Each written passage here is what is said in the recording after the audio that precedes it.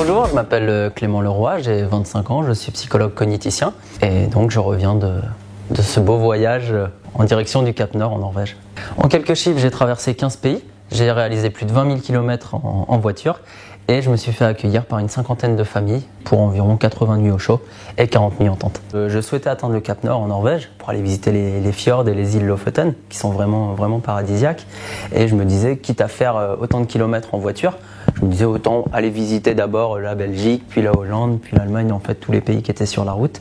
Et donc le soir, pour aller pour me faire loger, je posais ma voiture dans un petit village à 17h, je prenais mon vélo sur l'épaule, une bouteille de vin blanc français et ma coupe des championnats du monde et j'allais frapper aux portes déguisé en vieux motard. Ce qui était génial dans cette aventure, c'est que le temps d'une soirée, les personnes éteignaient leur télé, voilà, j'étais là dans le salon en train de faire mon spectacle et c'était magique parce qu'ils invitaient les voisins, ils invitaient les amis et tout le monde changeait son programme pour passer une soirée un peu hors du temps, un peu différente et ce moment de convivialité pour moi était vraiment fabuleux, était vraiment génial. Au niveau de mes partenaires, j'en avais 16. J'avais Orange, j'avais Sony pour le mobile, j'avais Obo, un relax drink, xxcycle.com, la Société Générale, Cervo Rosso et tous les autres partenaires que je remercie de m'avoir soutenu dans ce projet.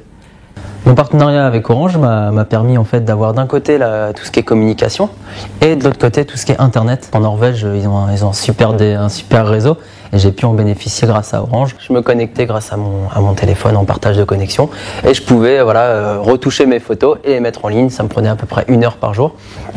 Et mon site housebikeshow.com était alimenté en gros toutes les nuits.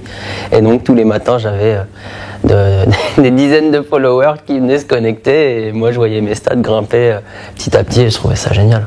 De même dans la voiture, ça m'a aussi permis d'utiliser Deezer, d'écouter de la musique, de découvrir de la musique au milieu de nulle part et ça c'était un grand luxe pour moi qui était tout le temps tout seul. Et aussi la fonction GPS qui m'a évité de faire des kilomètres en trop. Dans la rue, il m'arrivait de me faire arrêter par des personnes qui étaient surprises par le vélo et ça, je trouvais ça génial. Je voulais absolument partir avec un vélo le plus orange possible pour que ce soit visible de loin. Et là ça a marché, les personnes m'arrêtaient et me disaient qu'est-ce que c'est Orange, je connais pas cette marque. Et là, je leur disais, c'est une marque de téléphonie numéro 1 en France. Il y a un moment où le partenariat avec Orange a vraiment été crucial pour moi, c'est lorsque je suis tombé en panne. J'ai dû appeler mon oncle pour lui poser plein de questions, pour diagnostiquer la panne et pour derrière la solutionner. Et là ça m'a vraiment sauvé de pouvoir l'appeler et là je remercie Orange de m'avoir soutenu dans ce voyage. Concernant le rayonnement médiatique, j'ai été plutôt surpris, agréablement surpris. Il y a France 2 qui m'a contacté quand j'étais en Allemagne à l'aller et donc on s'est revus là, on s'est rencontrés pour la première fois début juin. Dans beaucoup de pays, en Allemagne ça a été de même, en Norvège j'ai eu droit à plusieurs articles aussi et en France au moins 5.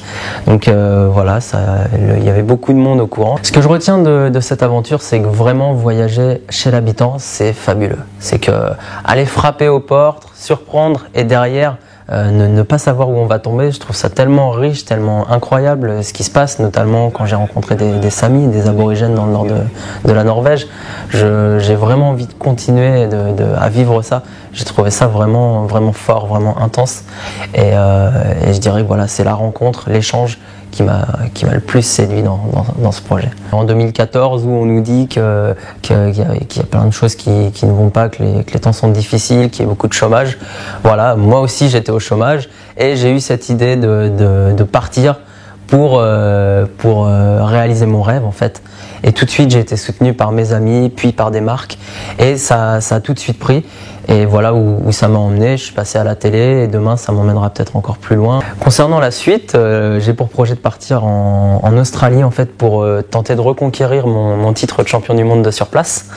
Donc je vais y aller toujours selon le même procédé, par la route, en voiture.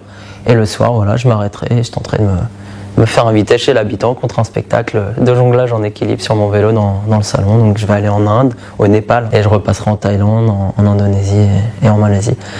Donc j'ai 20 pays à traverser pour arriver en Australie et donc c'est le nouveau projet, départ début novembre.